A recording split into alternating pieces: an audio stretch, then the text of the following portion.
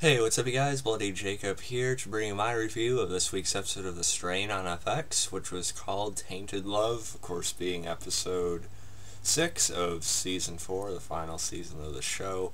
Hope you enjoy the little Strain poster I got in the background now. I think it's about time because, I've reviewed every episode of this series since it started, and I'm happy to go out with it too. So I think it was about time that I put something up in the background during my videos of it. So anyway, you guys know my feelings on this season though. I feel like it's been a little bit lukewarm, a little bit underwhelming compared to what we thought we were going to get with it. I don't need to rant about that again, but last week's episode I thought I actually put it on a little bit of an upswing. I thought last week's episode was pretty good. And this one was fairly good as well. Although the Zach stuff was frustrating as hell. But I really liked what we got on the Fet and Quinlan end of things. It was unfortunate that we got no Ephraim this week, though. He's our sort of lead character, and it's also odd they didn't capitalize on the momentum of Satrakian finally coming back into the picture next week. Last week. But still, it turned out to be a pretty good episode as well. I did enjoy it. Why don't we talk about Fet and Quinlan first? Of course, they're still trying to get the, warhead, transported. They're trying to get this plane. They go to this old base where, of course, their new friend Roman, knows another sergeant stationed there who was sniping at him, but they're able to get into the gate after talking him down, which is, good, so we didn't end up in the same scenario as we were a couple episodes ago. Quinlan still appears to be a little bit injured, though. Hopefully, I have a feeling they might play on that, within the final few episodes, saying he's not as strong or fast as he usually is, so that might put him in more danger. But I would still put my money on Quinlan being able to take Eichorst, but I don't know. I think Quinlan is a far superior fighter to Eichorst, but I don't know, maybe this gunshot will hinder him for a while, I don't know. But Eichorst is also trying to track them down and get to them before they take off the warhead.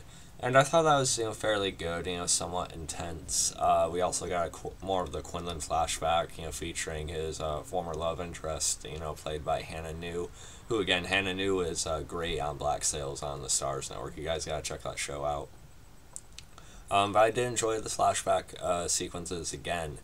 Again, Quinlan looks creepy with all the makeup on, the blonde hair and everything. With his eyes, but I still kind of bought into the story they were building with them and telling about them, as well as her daughter. And last week we've seen that the Master was around the area, and he ends up, of course, confronting Quinlan, or Quinlan confronts the Master. They get into a bit of a little fight, which I thought was fairly good, although it seems like the Master in this body is much shorter for some reason than what we've seen of him in Season 1. He seemed taller in Season 1, but I don't know. Still cool to see, and of course it goes the way we'd think it would. Of course he ends up draining the woman Quinlan was really falling for and her daughter, which is sad to see, but you knew that's the way it was going to go. But I still thought it added another, layer of depth to Quinlan's vendetta against the Master, which is even more understandable now. So I thought that was fairly good. We had Fet having to part ways with Charlotte, which is something I just kind of came up randomly in this season. All of a sudden they're just in a relationship at the start of the season, so you never really seen it build, but I feel like the actress playing Charlotte did a decent job. I liked her in Underworld Rise of the Lycans. I thought she was fairly good here. And Quinlan basically wants Fet to leave her behind because she'll get in the way, or she'll basically just be put in danger, similar to what Quinlan put the mother and daughter through. So you kind of understood that. And Charlotte is able to help him out at the end by sniping Eichorst as he's firing the mounted gun at the plane taking off. And I don't know if I would have really bought Eichorst catching up to the plane in a truck like he did, but it is what it is. But he is sniped off the truck and they're able to fly off. Although it seems like Eichorst would have been able to tell where the shot was coming from, so Charlotte might be screwed here, but I don't know. She might get away with it, who knows. But I thought that was pretty good. And on the Zach stuff, of course, he's giving plums to Abby and everything like that, hoping to win her affection, literally. until he goes into the area where her and the rest of the younger kids are staying at and sees that she has a boyfriend, and he gets very, very jealous.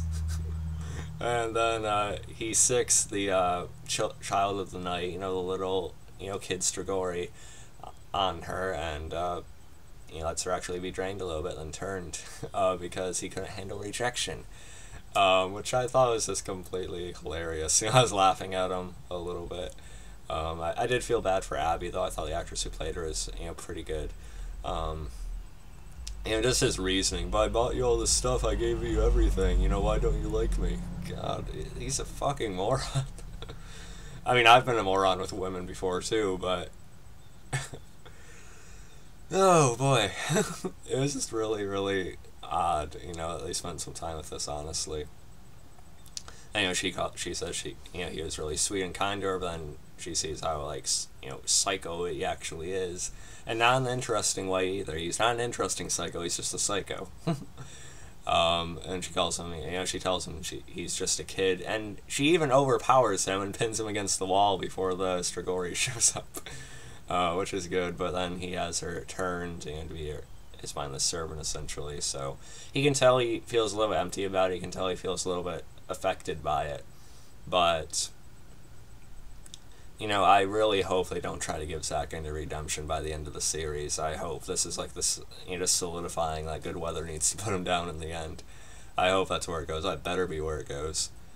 But yeah, so that's kind of this week's episode. It was all right. It obviously had some things that were a little bit off, but I don't know. I still enjoyed it. And we're in the final 4 episodes now after this, so I still think the series is going to deliver in the final few, especially the very final episode. Despite its kind of lukewarm kickoff here, but I'm still gonna give this episode around an 8.7 or so. I did still enjoy it. So yeah, follow me on Facebook, Twitter, like, subscribe. I'll catch you guys next time. Peace.